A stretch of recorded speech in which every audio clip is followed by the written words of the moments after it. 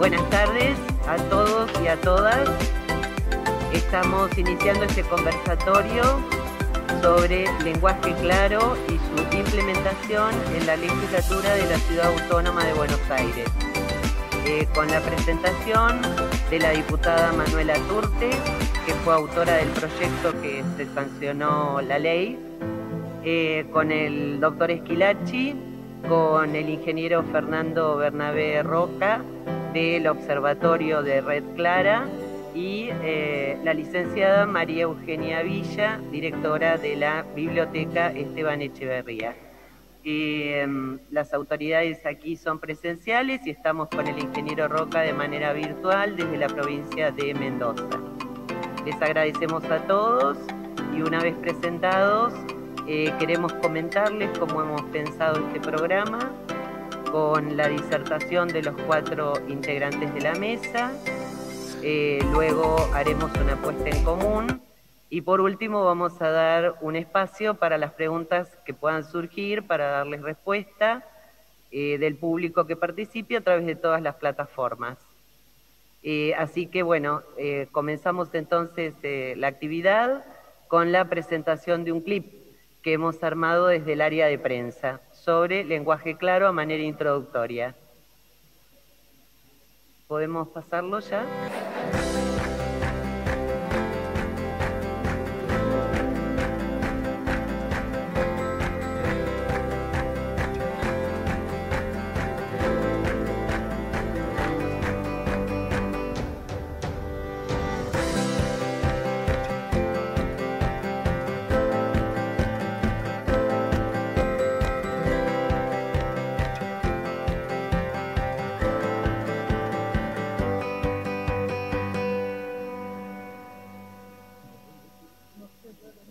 Tiene sonido. La música. Llama la atención. Tomamos más.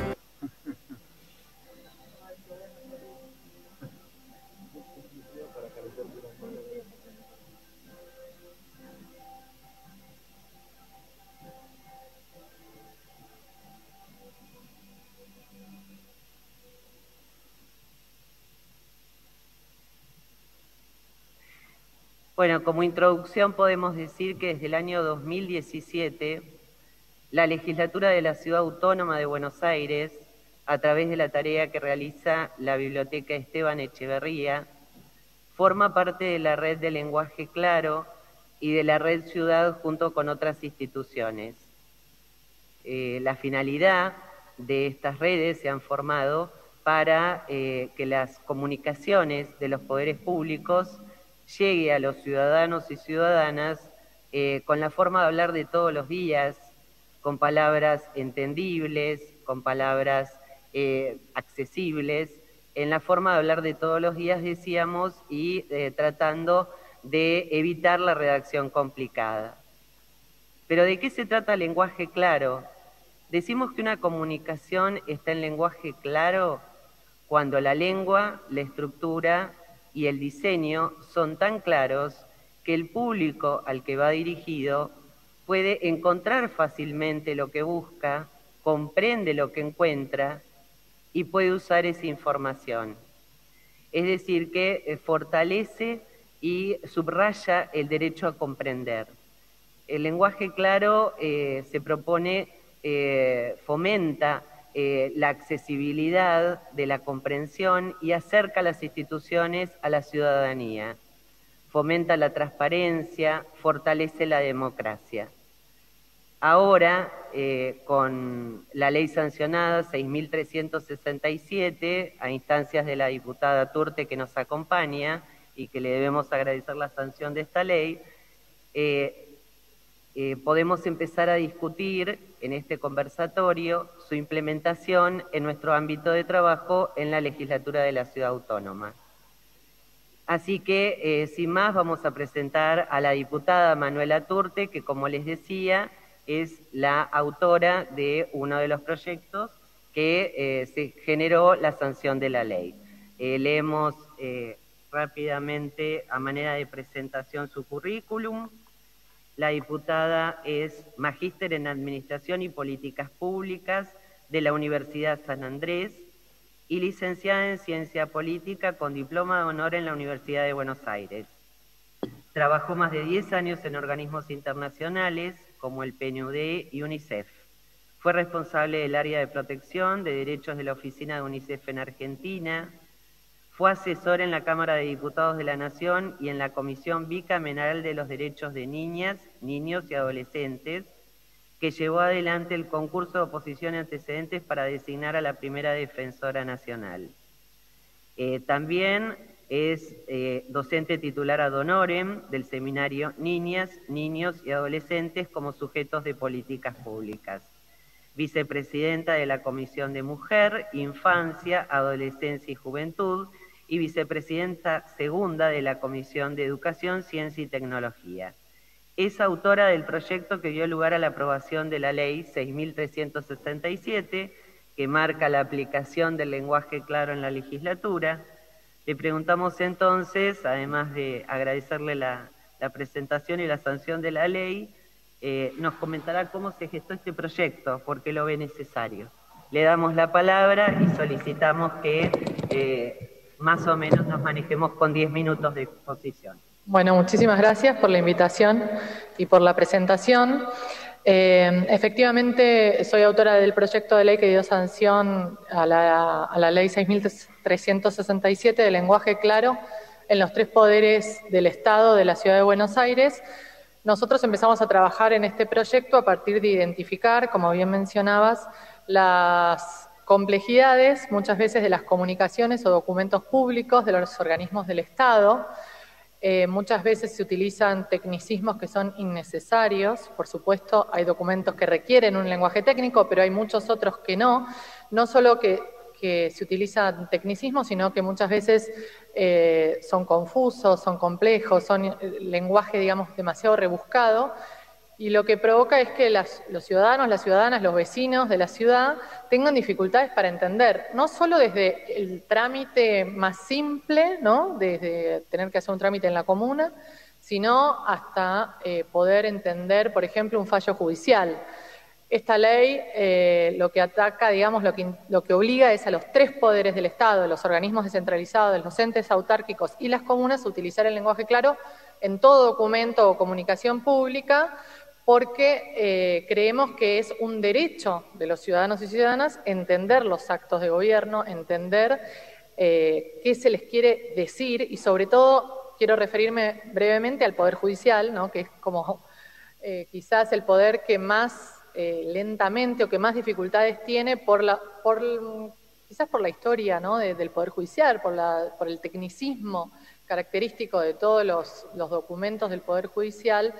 Y eso lo que produce en realidad es una falta de acceso a la justicia para las personas. Cualquiera que haya tenido algún contacto con un juzgado, con la justicia, sabe las dificultades enormes que uno tiene para entender. Es como, hay algunos datos de encuestas que dicen que la mayoría de la gente no se presenta, por ejemplo, cuando recibe una notificación judicial porque no la entendió. Si uno la agarra, dice, apersónese en el domicilio, cito, realmente hay que tener casi, hay que tener casi un doctorado para entender una citación judicial. Entonces terminamos produciendo lo que no queremos producir, que es que la ciudadanía no entienda, no acuda. Además creemos que esto genera costos adicionales para el Estado, porque las personas tienen que acercarse entre 3 y 5 veces a entender qué se les quiere decir, dónde tienen que ir, qué trámite tienen que hacer. Entonces este proyecto de ley, como dije, obliga a los 3 poderes del Estado y a los organismos descentralizados, a las empresas del Estado, a utilizar un lenguaje claro y sencillo. Vos explicaste bien de qué se trata, ¿no? Parece una cosa menor el uso del lenguaje claro, pero en realidad es central. Además creemos que transparenta los actos de gobierno, aumenta la transparencia. Creemos que también aumenta el acceso a la información pública, pero si esa información pública podemos acceder y no es clara, tampoco sirve de nada, porque uno puede entrar a una web y ver, no sé, el diario de audiencias de un ministro, pero cuando entras a ver bien de qué se trató, muchas veces no se entiende nada. No me estoy refiriendo solo a la Ciudad de Buenos Aires, sino a todas las jurisdicciones. Yo trabajé, bueno, lo dijiste, por mi trabajo en UNICEF, en muchas jurisdicciones del país, y es algo común a todas las provincias argentinas. Entonces, buscamos eso. Hay buenos ejemplos, hay una red de lenguaje claro que después van a referirse, nos basamos también en esos antecedentes, hay muchas experiencias de otros países. Hay en la ciudad también, no sé si conocen la aplicación Boti, que está también hecha en un lenguaje muy coloquial y muy claro, si bien pasa por la tecnología, la facilidad para poder acceder a la información, también cuando uno lo utiliza se da cuenta que está escrito de una manera muy clara y coloquial. Y para nosotros también es un desafío, ¿no? Como legisladores, utilizar un lenguaje claro. Por eso, digamos, nos alegra mucho la iniciativa de la Biblioteca de la Legislatura, porque, por ejemplo, cuando uno lee muchas leyes sancionadas a nivel nacional tampoco se entienden. Entonces hay que mediar todas las leyes para que la ciudadanía las pueda entender, y en realidad son derechos de los ciudadanos y las ciudadanas entender qué es lo que se espera de ellos, cuáles son las normas que hay que seguir, y creemos que además de beneficiar a los ciudadanos y a las ciudadanas, como dije, también reduciría los costos de transacción para el Estado. Entonces, bueno, nos pusimos muy contentos con la sanción de esta ley, y ahora estamos, cada uno de los organismos tiene que designar a su autoridad de aplicación, algunos ya lo designaron, y tenemos que avanzar para que esto efectivamente se efectivice. Nosotros presentamos una declaración para declarar de interés social y cultural un libro que se llama Donde no hago pie, que es una víctima de un delito de abuso sexual que cuenta su experiencia con la justicia. Es sumamente interesante ponerse en la piel del otro, de la persona que tiene que decidir, por ejemplo, si acepta ir a un juicio abreviado o no, y no tiene ni idea que es un juicio abreviado. O lee una sentencia y no entiende absolutamente nada. Así que bueno, esto viene a complementar un poco esta ley también, pero es la declaración de interés de un libro, pero sí creemos que hay muchísimo trabajo por hacer, sobre todo en el Poder Judicial, así que esperemos que avancemos en ese sentido también. Gracias. Bueno, le agradecemos mucho a la diputada de corazón porque ha sancionado la ley que fortalece el trabajo que venimos haciendo en la biblioteca. Le damos la palabra entonces al ingeniero Fernando Bernabé Roca, que vamos a leer rápidamente una síntesis de su currículum. Es graduado en la Universidad de Cuyo y magíster en Políticas Públicas por la Universidad Austral. Es actualmente secretario ejecutivo del Observatorio de Lenguaje Claro de la Universidad Nacional de Buenos Aires. Fue director general de programas de investigación y capacitación del Senado de la Nación entre los años 2016 a 2019. Es cofundador y presidente de la Red de Lenguaje Claro Argentina, RELCA, desde el año 2017. Es presidente de la Asociación de Graduados de la Escuela Política, Gobierno y Relaciones Internacionales de la Universidad Austral. Fernando va a trabajar como eje cómo se viene avanzando en la temática del lenguaje claro en otros ámbitos legislativos. Le damos entonces la palabra.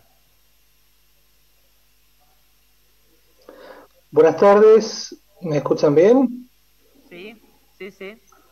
Bueno, muchísimas gracias por la invitación. Buenas tardes para todos y todas. Un saludo a los compañeros de panel y a la presentadora. Estaba escuchando con mucha atención lo que comentaba la diputada.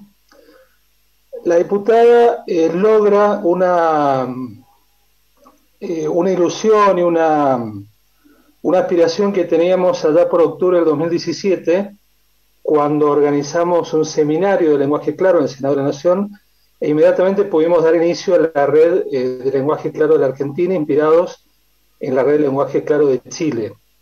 Inmediatamente nos pusimos a trabajar con Secretaría de Presidencia de la Nación, Secretaría Legal y Técnica, y con el Ministerio de Justicia y Derechos Humanos. Esta acción en red nos permitió empezar a poner en valor muchas iniciativas de lenguaje claro, construir ese saber colectivo, y siempre con el norte de que el lenguaje claro sea parte de la agenda de trabajo de los poderes públicos en el país a todo nivel. Por eso cuando estoy escuchando a la diputada, siento una satisfacción especial, porque su sanción fue en octubre de 2020, octubre-noviembre, un poquito antes había sido la sanción de la ley del lenguaje claro en la provincia de Buenos Aires. Y lo importante que ese trabajo que se fue haciendo de la red, donde debo decir que los poderes judiciales fueron los primeros que se anotaron, desarrollamos una tarea muy importante en todo el país con la Junta Federal de Tribunales Superiores de Justicia y Suprema Corte de toda la Argentina, son 23 poderes judiciales, donde solo falta la provincia de Buenos Aires, que también se adhirió. Trabajamos con legislaturas y lo cierto es que pudimos tomar conciencia de lo que se ha dicho acá, de lo que significa que el Estado cumpla con la obligación de ser claro. Esto se trata del derecho a entender del ciudadano, pero también de la obligación del Estado. Y las claves son esas: que encuentre, que comprenda y que le resulte útil. Y es para todos los ámbitos, no solo tiene que ver con la acción del Estado, también en el ámbito privado. Siempre hablamos de los ejemplos que nos toca a cada uno de nosotros en el rol de consumidores, con los famosos contratos y su letra chica, que lo único que hacen es validar una enorme asimetría de poder entre una organización como cualquier prestador de servicios públicos o un banco y un consumidor individual. Pero eso también tiene que ver porque existe un lenguaje oscuro. La necesidad del lenguaje claro tiene que ver con la existencia de un lenguaje oscuro que también se empieza a arraigar desde la formación de los futuros profesionales de derecho. Por eso en su momento la red trabajó la posibilidad de que se empiece a incluir no solo el lenguaje claro, distintos tipos de destrezas en la formación de los futuros profesionales. Muchos, como les decía, poderes judiciales y jueces, individuos, han abrazado esta causa. Hoy hay ejemplos de jueces nacionales y jueces jurisdiccionales que están cambiando la forma de hacer sus sentencias. Algunos hasta la hacen en formato cuasi académico, con un resumen al principio de la sentencia, y todo va contribuyendo a que se tome conciencia. En particular, lo que observamos después de ese trabajo de la red, que a los 2 años, en diciembre de 2019, había logrado el objetivo de poner en la agenda de trabajo el lenguaje claro, se conformaron 2 redes distritales. La primera fue la red de Mendoza, inmediatamente la red de Cava. La red de Cava está conformada justamente por la legislatura, por la Secretaría Legal y Técnica y por el Poder Judicial. Y en el Poder Judicial de Cava hay ejemplos vívidos, concretos, de justicia abierta que trabaja mucho el lenguaje claro. El Consejo de la Magistratura de Cava tiene un glosario jurídico en lenguaje claro. Y todo ese trabajo que se fue desarrollando en la red ha desembocado en este momento. Muchos de los que hemos colaborado y participado, se creó el 27 de mayo el Observatorio de Lenguaje Claro.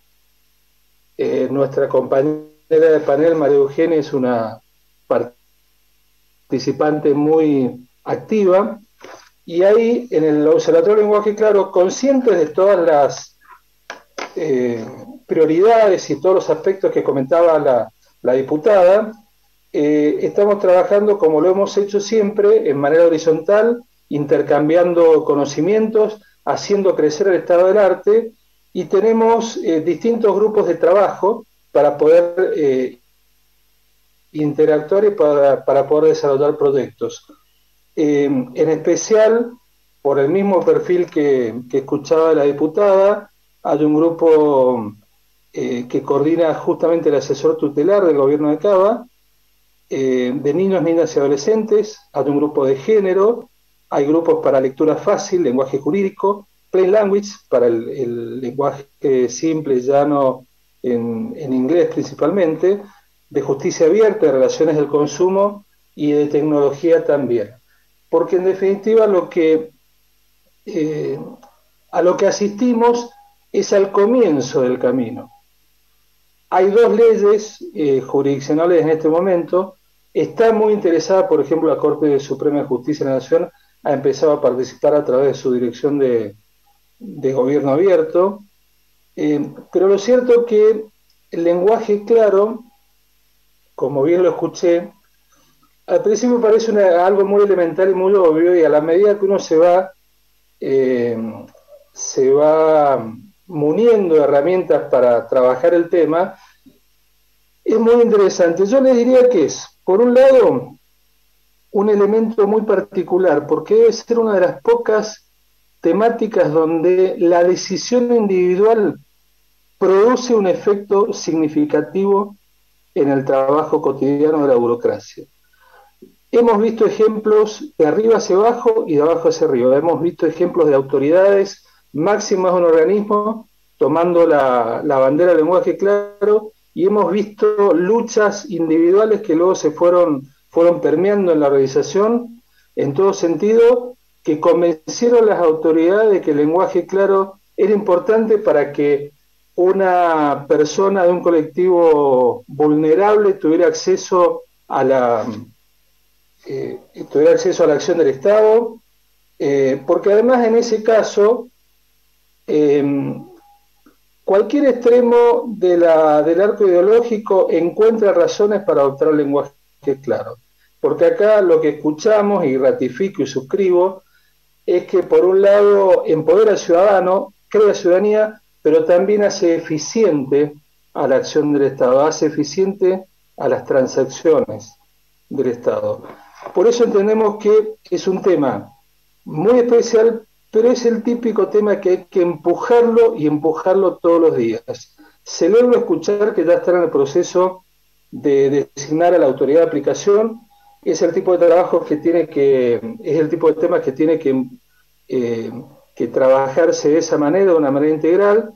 La experiencia que hicimos en el Senado de la Nación y que de alguna manera podemos poner a disposición en el Senado de la Nación a instancias del entonces secretario parlamentario, el doctor Juan Pedro Tunesi, se logró generar una oficina de ley clara, un departamento de ley clara, acompañando de un departamento de técnica legislativa y una dirección de análisis constitucional. Logramos que esa oficina estuviera en el camino de la ley, en el ámbito de la Dirección General de Comisiones, y la estrategia que llevamos adelante desde la Dirección de Capacitación fue al menos formar de manera obligatoria a un asesor por despacho de cada legislador y a un miembro por lo menos de cada una de las más de 40 comisiones de trabajo que tiene el Senado de la Nación. También suscribo lo difícil que es a veces interpretar las leyes. Las leyes también tienen que ver con su propia lógica de creación, porque en definitiva esa mecánica de llegar al consenso entre los distintos bloques políticos nos lleva a veces a encontrar en una misma ley algunas incoherencias porque tuvieron que ver con el proceso para poder ser sancionadas. Entonces, es muy importante que los cuerpos legislativos cuenten con oficinas de asesoramiento, por supuesto no vinculantes. Es supremo el mandato del legislador, nadie lo va a discutir, pero la organización debe estar preparada para proveer el servicio de trabajar cada proyecto de ley en lenguaje claro, porque estaríamos logrando los objetivos que bien se han planteado en las distintas leyes. Pero también hay algo muy importante que quiero dar como buena noticia del análisis, y con esto voy a finalizar. Es evidente que se ha tomado conciencia de la importancia del lenguaje claro. Ustedes observen que tanto en la provincia de Buenos Aires como en la legislatura de la ciudad el consenso fue amplísimo. Sé, diputada, que su proyecto no tuvo ningún voto negativo. Lo mismo ocurrió en la provincia de Buenos Aires, y eso nos está hablando de madurez en la clase dirigente para entender que nos debemos comprometer con este servicio hacia el ciudadano. Y además tiene mucho que ver también con un aspecto de la comunicación. Un último comentario en donde también lo tenemos que abordar, lo abordamos en el Observatorio del Lenguaje Claro, y tiene que ver con la frontera muy, muy difusa entre lenguaje claro y lectura fácil. Para ello les comento que a través del Observatorio de Lenguaje Claro de la Facultad de Derecho de la UBA estamos preparando una capacitación con especialistas en lenguaje claro y lectura fácil para que se sepa discernir esas dos herramientas, y las dos herramientas son muy útiles, tienen que ver con el destinatario modelo al cual se le está hablando, pero en definitiva es auspicioso, es halagüeño, felicito a la legislatura porque lo que está atrás del lenguaje claro, que es una herramienta y nada más que eso, es toda la filosofía, todo el modelo de gobierno abierto, y estamos poniendo al ciudadano en el centro del servicio público. Felicitaciones entonces a la legislatura, desde el observatorio estamos a disposición, y gracias a los colegas por dejarme compartir esta mesa. Señor Roca, le agradecemos especialmente que de manera virtual haya participado y siga participando en esta actividad. Bueno, ahora le damos la palabra al doctor Esquilache, que lo vamos a presentar. El doctor Esquilache es abogado, recibido en UBA, trabaja en el Poder Legislativo de la Ciudad desde 1986, en diversos cargos del área parlamentaria.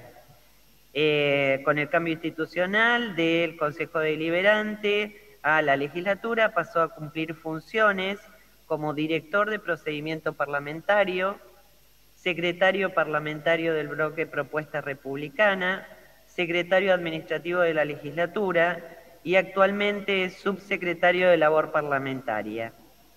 También es responsable de la capacitación en materia de procedimiento parlamentario, en particular a asesores y asesoras, como también funcionarios y funcionarias, que ingresan con las renovaciones parciales del cuerpo legislativo.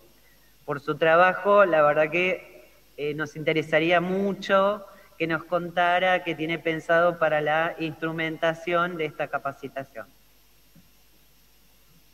Bueno, buenas tardes a todos y a todas.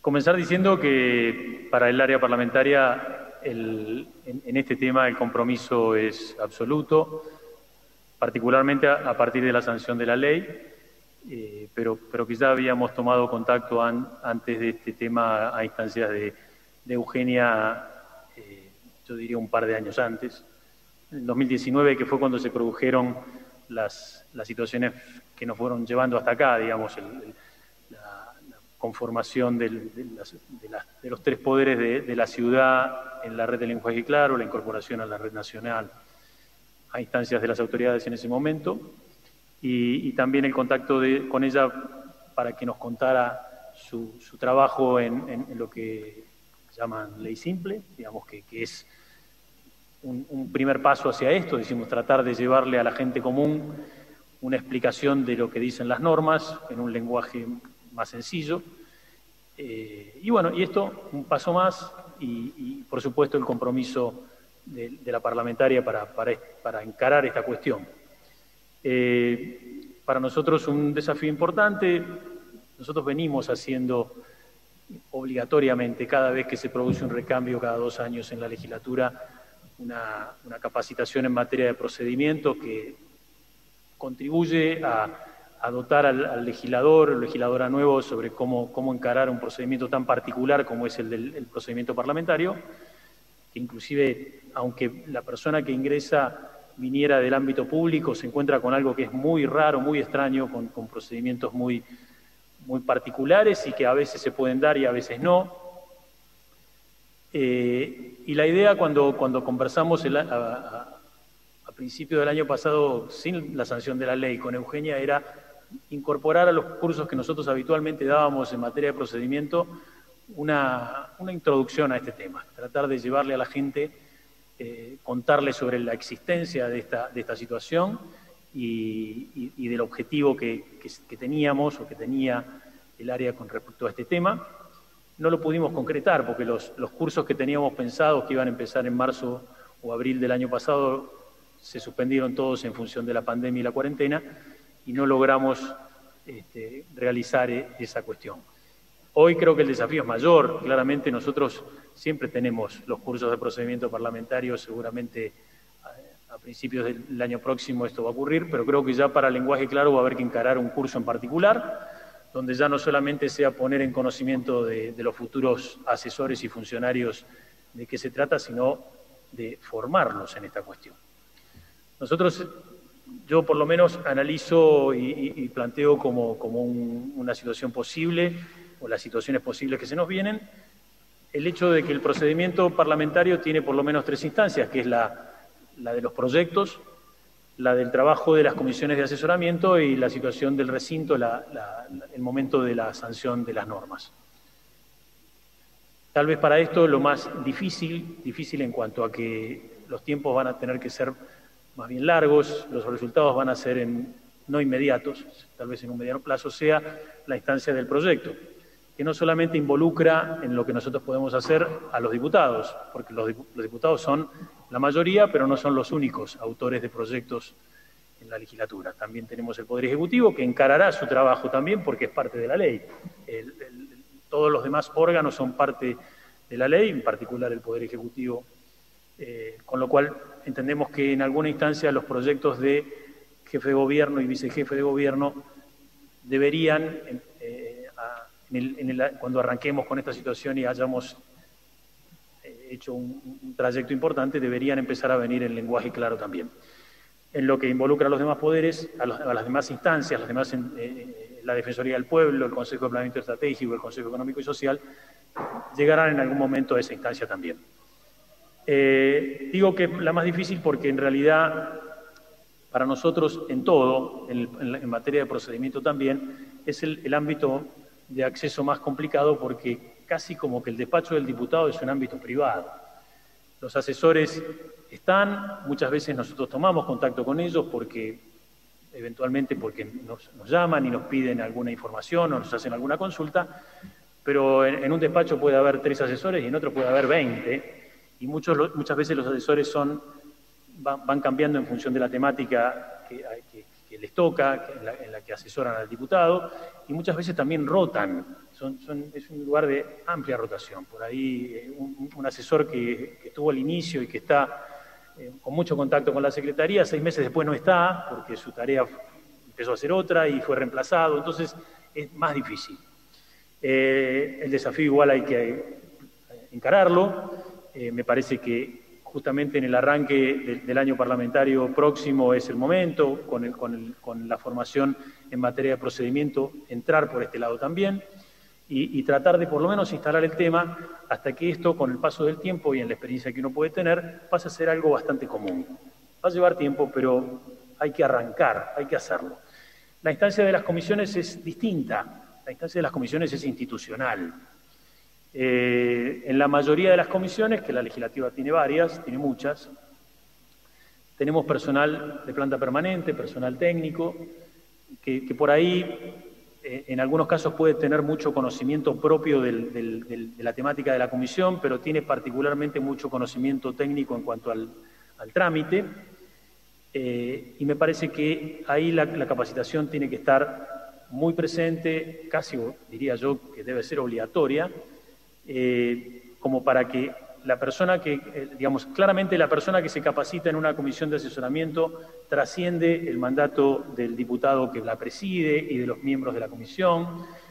Hay gente, yo hace muchos años que estoy, pero también hay mucha gente que está igual o un poco menos que yo trabajando en comisiones de asesoramiento, en la misma comisión de asesoramiento desde hace muchos años, y son las personas con las que nosotros contamos cuando tenemos que encarar una reforma o una implementación de alguna medida que involucra el procedimiento parlamentario, porque son socios en esto, enseguida se ponen a trabajar en el tema, y ese va a ser, creo que el desafío para lograrlo en ese ámbito que es el de las comisiones de asesoramiento.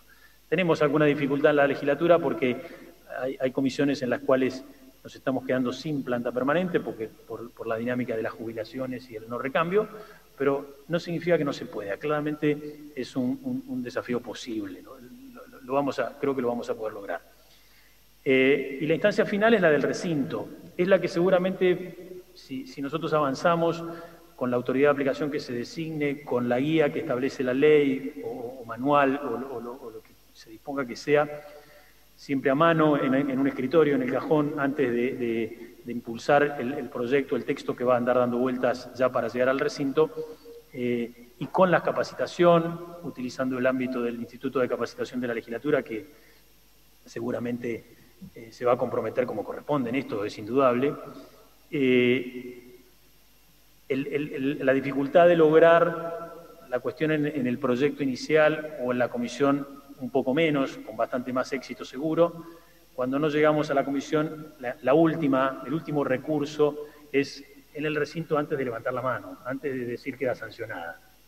La legislatura establece en su reglamento, y nosotros lo hacemos, la posibilidad de que la Secretaría, y siempre lo informamos cuando vamos a sesión, haga correcciones formales a los textos de manera directa, digamos, sin necesidad de plantear esto en el recinto.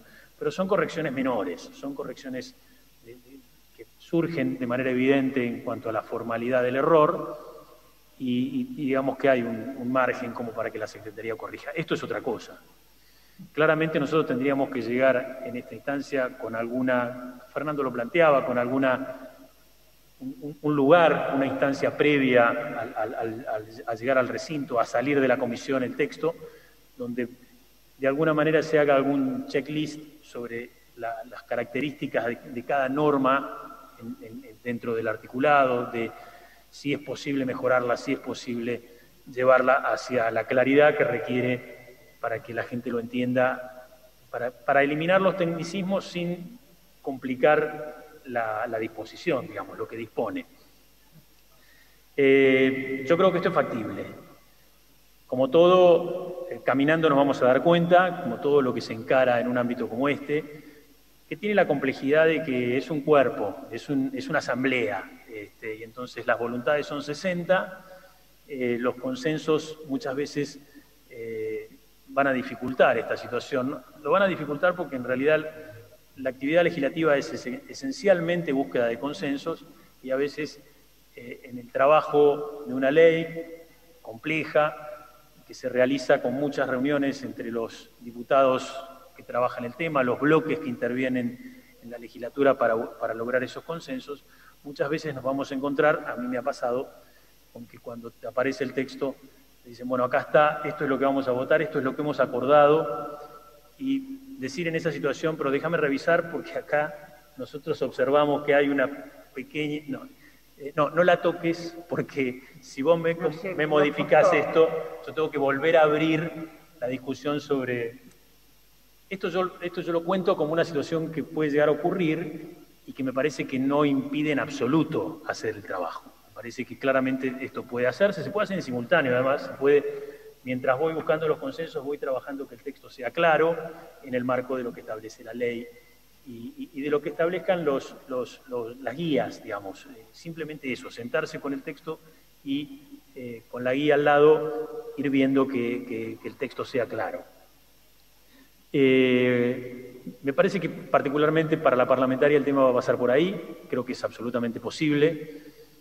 Un desafío que se me ocurre mientras hablábamos y escuchaba va a ser con las normas ya sancionadas, normas de carácter general y permanente, que nosotros constantemente modificamos, siempre hay modificaciones, y seguramente vamos a tener un periodo muy largo de normas, artículos, en lenguaje claro y otras no.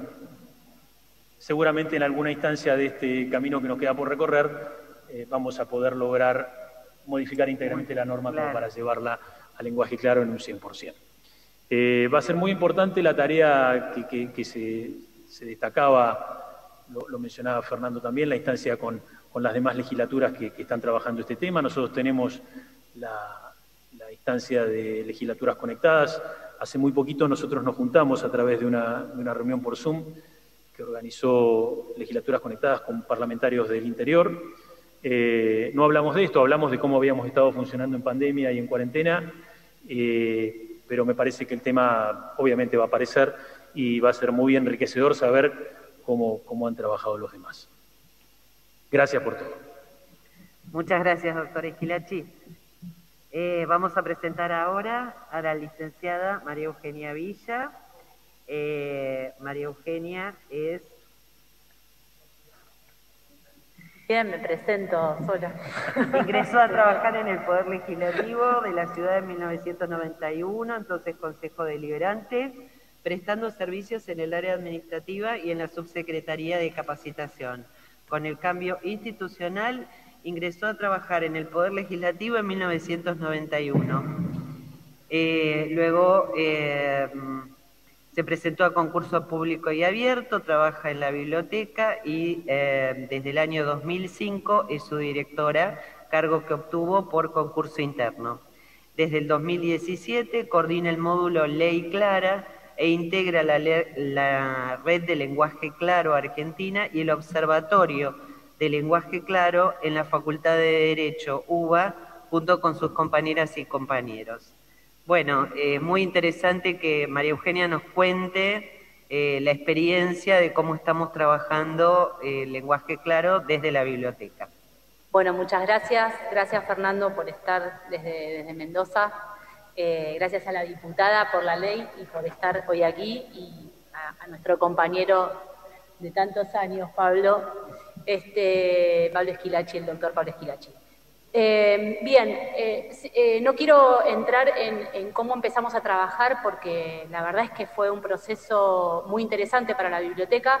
Solo referirme y de algún modo justificar por qué una biblioteca está sentada o por qué alguien de una biblioteca está sentado en este panel, y es porque es en las bibliotecas, en los centros de documentación, en los archivos, en los espacios y en las áreas en donde se atiende público, en donde nos ponemos en contacto con esta primer detección de las dificultades a la hora de leer normativas, a la hora de leer una sentencia judicial. Son, yo diría, trincheras, si se quiere, de algún modo, en donde empezamos con una detección temprana y donde muchas veces tenemos que hacer el trabajo de intermediación e interpretación, porque si un usuario o una usuaria consulta en la biblioteca en busca de, por ejemplo, una ley sancionada y no se comprende, es el primer lugar por naturaleza en donde surgen estas inquietudes.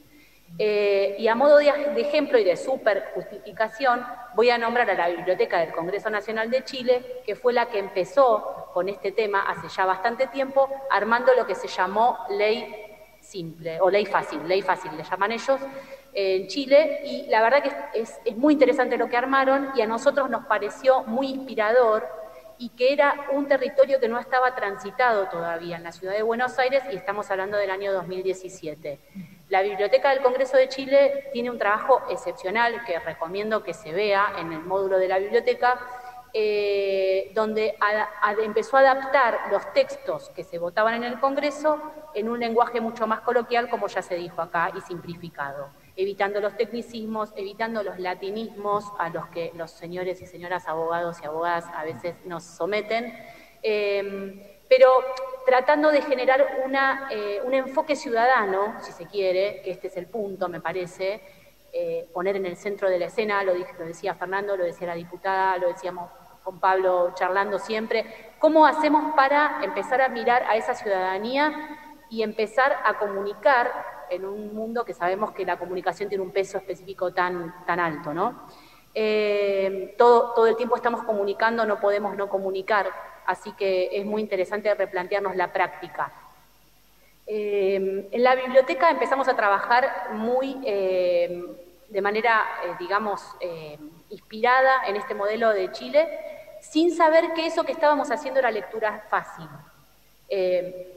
Y entonces, cuando presentamos este módulo de Ley Clara, que fue en marzo del 2018, me acuerdo que en ese momento nuestro equipo, todo lo que habíamos armado era nada más ni nada menos que todo el verano del 2017, empezamos, me acuerdo en octubre más o menos, pero nos llevó todo el verano y llegamos a marzo, al último día de marzo, con un equipo de 4 personas de la biblioteca, leyendo todas las leyes que había sancionado la legislatura desde la Ley 1, o sea, después de la Constitución de la Ciudad, todas las leyes, peinamos todo lo que estaba sancionado y nos abocamos específicamente a esas leyes que tenían una marcada intencionalidad en ampliar el concepto de ciudadanía, en ampliar derechos, en consagrar o bajar a una realidad más concreta esos preceptos que plantea la Constitución de la Ciudad, esas leyes que son de carácter inclusivo, en donde se consagran derechos y que desde nuestro lugar de biblioteca a veces decíamos, qué bárbara que está esta ley, qué bueno que está este texto, qué interesante que es esto que se está planteando. ¿Conocerá la ciudadanía? ¿Sabrá esto? Porque está buenísimo y a nosotros mismos nos sorprendía, a nosotras, desde ser parte del Poder Legislativo. Entonces, como que ahí veíamos ya una distancia que nos parecía que de algún modo teníamos que colaborar como biblioteca en ese acercamiento.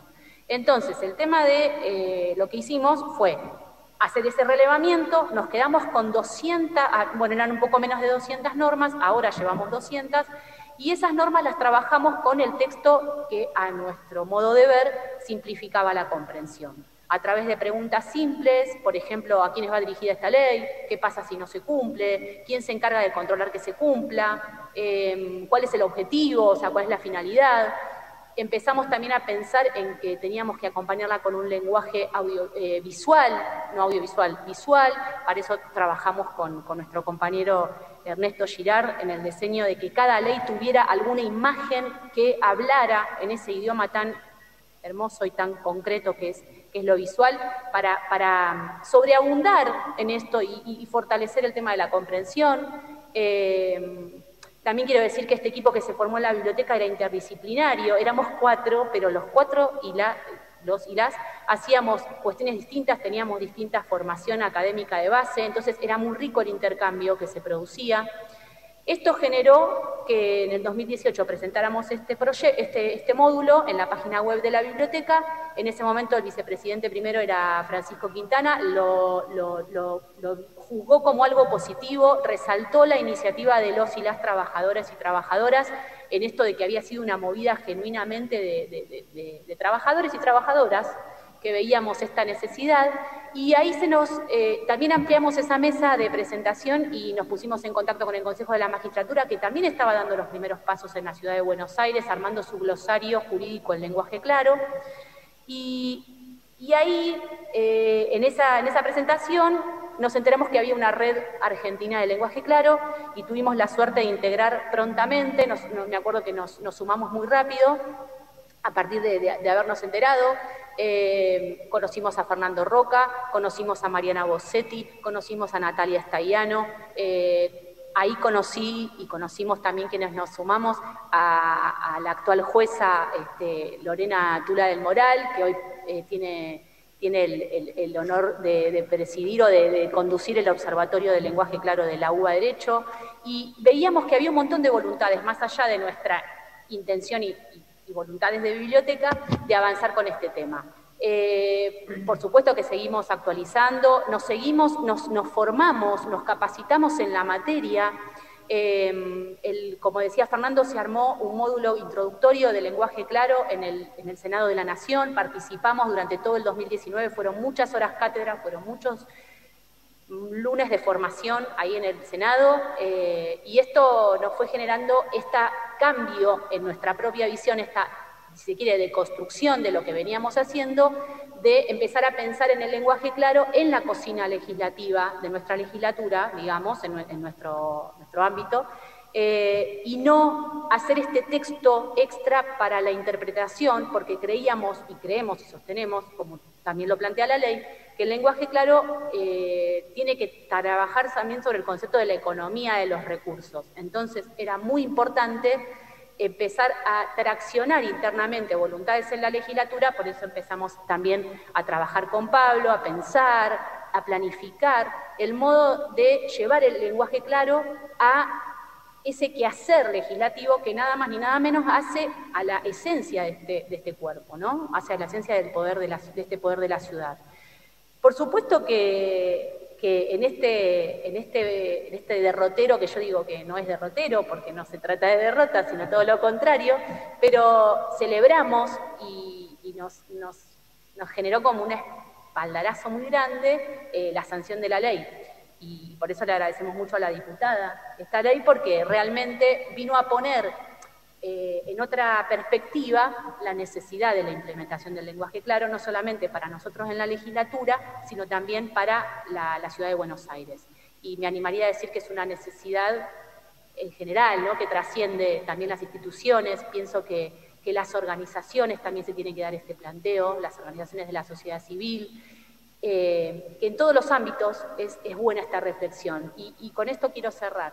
Me parece, yo me considero una militante de este tema, de este enfoque, y estoy muy dispuesta, y sé que mis compañeros y compañeras también lo están, a sumarme a la construcción de esta guía, a la redacción de una guía, al ámbito que se plantee la legislatura como espacio en donde vayamos plasmando, desde planificar las acciones que vamos a llevar adelante, como trabajar en la observación, en las sugerencias, en la mirada.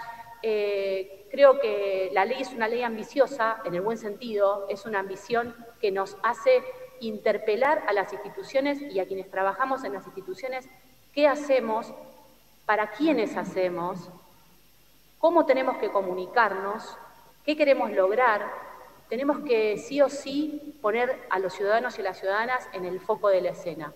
Es imposible trabajar, como decía Pablo, en estos temas si no se plantea, primero, una gran voluntad de hacer, pero también el trabajo en redes, porque las buenas prácticas que se pueden establecer en un lugar hacen a la implementación en otros espacios, en otros ámbitos, y creo que en el caso de las legislaturas está súper pendiente, o sea, en el lenguaje legislativo está pendiente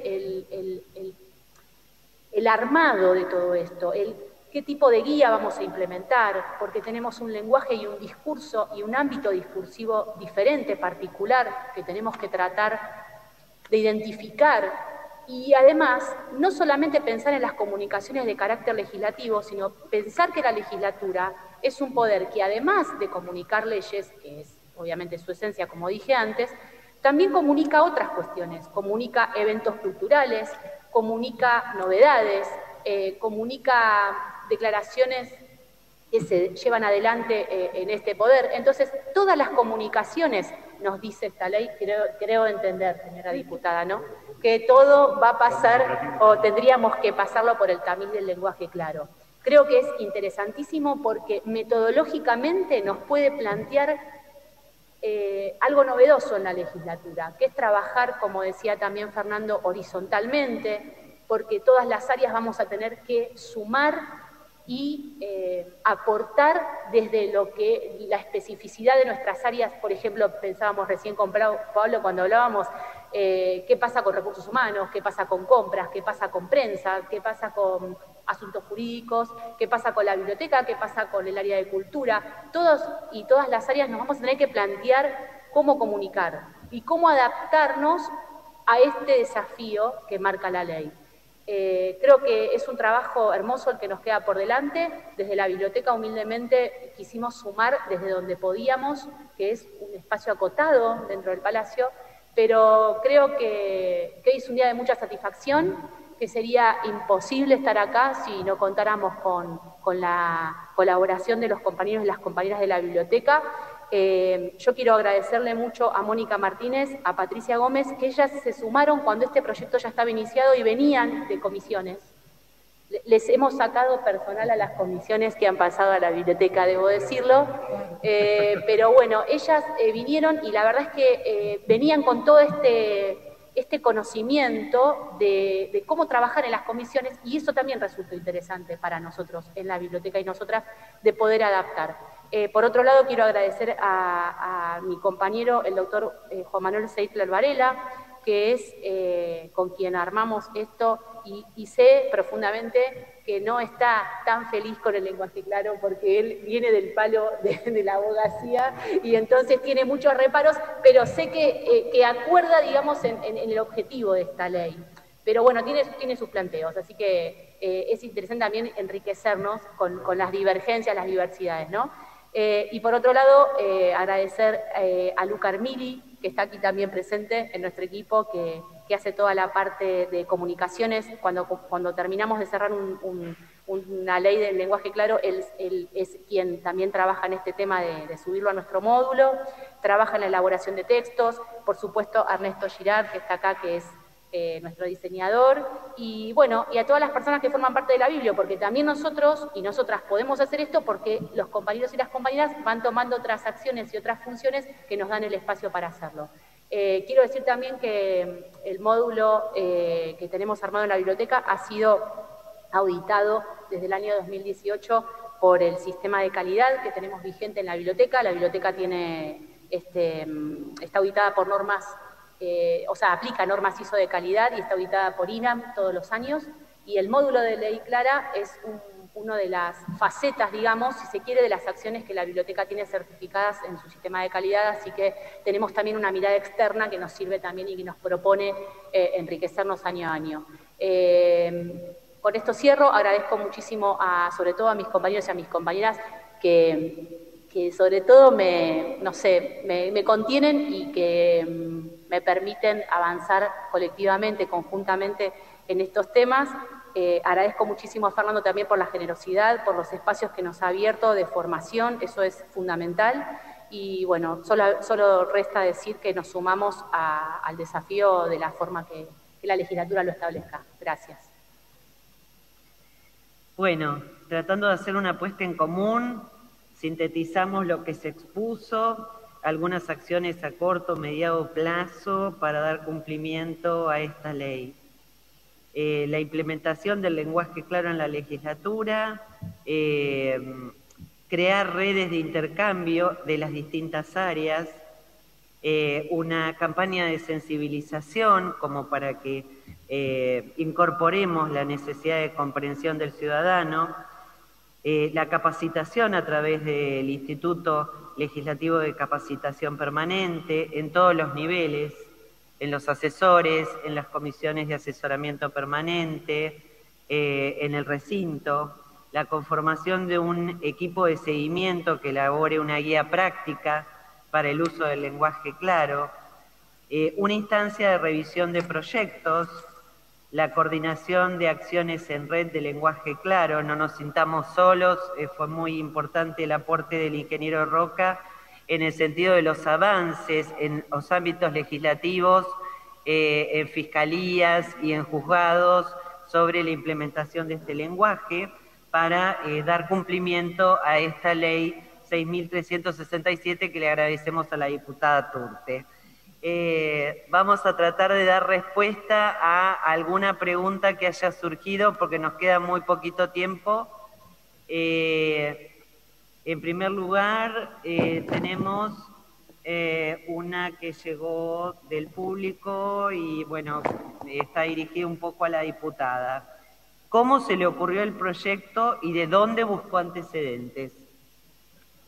Bueno, gracias. Muy interesantes las dos presentaciones de mis compañeros de panel. En realidad, como dije, bueno, primero por la experiencia, ¿no?, diaria de ser una ciudadana y las dificultades también con las que me encontraba. Y acá creo que particularmente me sirvió la experiencia de trabajar en niñez. Yo, una de las reformas, la última reforma del Código Civil y Comercial de la Nación en el año 2015, impactó muchísimo sobre la niñez porque estableció, digamos, una nueva categoría que es la de adolescentes y reconoció algo que se llama la autonomía progresiva y es, en lenguaje claro, que a medida que los chicos crecen van adquiriendo mayor autonomía, ¿no? Entonces, me vi en la obligación de tratar de traducir para que lo entendieran las familias y los chicos y chicas esas reformas que se habían introducido en el Código Civil. Y ahí me di cuenta, digamos, que más allá de lo difícil que es explicarle a un niño, ¿no?, un Código Civil, que por supuesto va a ser difícil, también para los adultos era difícil. Yo no soy politóloga, no soy abogada, y cuando leía, y todavía leo, artículos del Código Civil o del Código Penal de la Nación, realmente no se entienden, digamos, no se entienden ni leyendo todo el capítulo, ¿no?, muchas veces. Entonces, esas dificultades me hicieron estar alerta a ese tema y además, lo mencionaban antes algunos de mis compañeros, el servicio del Estado, digamos, los servicios que brinda el Estado, la salud, la educación, la seguridad social, también la justicia, son un servicio público. Entonces me parece que ese es el enfoque que tenemos que tener y esas fueron las cosas que me movieron a empezar a trabajar este tema de lenguaje claro. Conocíamos la experiencia de la provincia de Buenos Aires, nos pusimos a investigar, conocimos a la red, etcétera, y bueno, y así fue como otro de los temas que siempre me llamó la atención es cómo para hacer muchísimos trámites la gente recurre a intermediarios o gestores. ¿no? Pobre, los gestores me van a odiar, pero digamos, ¿no? ¿Por qué deberíamos tener que recurrir a otro? Tendría que ser todo accesible y claro y poder hacerlo yo, digamos, yendo una vez, 2 veces a la oficina correspondiente, pero no como sucede acá, ¿no? Que hay que hacer interminables visitas, hoy no cambiaron el horario de atención, o sea, todas estas dificultades con las que nos encontramos. ¿Y hay más preguntas? Tengo una pregunta que me pasaron recién, que me pareció interesante, que la levantaron los chicos a través de YouTube. Tenía que ver con esto. La pregunta es, ¿dónde van a estar escritas las leyes traducidas en lenguaje claro? ¿Y qué actividades sugieren llevar adelante para instalar el tema en otros ámbitos legislativos de Argentina? Yo quería contestar la primera. Entiendo que las leyes que ya están sancionadas no nos queda otra que trabajar en lectura simple, en lectura fácil, porque ya están sancionadas. Entonces, el trabajo que habrá que hacer en todo caso es el que venimos haciendo en la biblioteca. No digo que sea solo en la biblioteca, pero digo que esta es la tónica, ¿no? de trabajo, porque ahí solo queda establecer un doble texto, ¿sí? En el caso de las nuevas leyes, como decía Pablo, teniendo esta salvedad de aquellas que van modificándose y que tienen, digamos, se va a poder aplicar parcialmente en esos casos, me imagino que ahí va a ser un avance un poco más concreto. Y respecto del tema de con qué otros ámbitos legislativos, bueno, como decía también Pablo, legislaturas conectadas, yo me olvidé de nombrar a la compañera Elizabeth Leites, que es una gran impulsora del tema de legislaturas conectadas y que rápidamente, cuando le conté el tema del lenguaje claro, le pareció como que era un tema que estaba buenísimo llevar a la red. Y bueno, desde ahí también es un gran espacio, ¿no? Como esto que yo planteaba antes de las buenas prácticas, de empezar a armar como un banco de buenas prácticas para poder intercambiar y dar una mano en todas las legislaturas y también enriquecernos, ¿no? Porque no solo en la ciudad de Buenos Aires se le ocurren grandes ideas, sino que muchas veces estas ideas a nivel federal se pueden aplicar en espacios que tienen sus particularidades y que también pueden servir a la ciudad de Buenos Aires. Creo que esa vendría por ahí la respuesta. Bueno, retomando la última pregunta y la explicación de María Eugenia, si quieren visitar el módulo de Ley Clara, los invitamos a consultar el sitio de la biblioteca, la página web, y vamos cerrando agradeciendo desde ya el acompañamiento y el compromiso de quienes han posibilitado este evento, la Dirección General de Sistemas, a través de Pablo Cremella, la Dirección de Prensa, especialmente a Karina Serafino, a Leo Sábato, a Ariel y a Gaspar. También un agradecimiento especial a Elizabeth Leites, como la mencionó María Eugenia, de Legislaturas Conectadas, por todo el apoyo, a la jefa del despacho de la diputada Turte, Alejandra Daglio, y al equipo de la Biblioteca Pública Esteban Echeverría, compañeros y compañeras de esta Casa Legislativa. Así que bueno, vamos cerrando, agradeciendo a todos la participación en todas las plataformas y modalidades. Muchas gracias. Gracias. Gracias.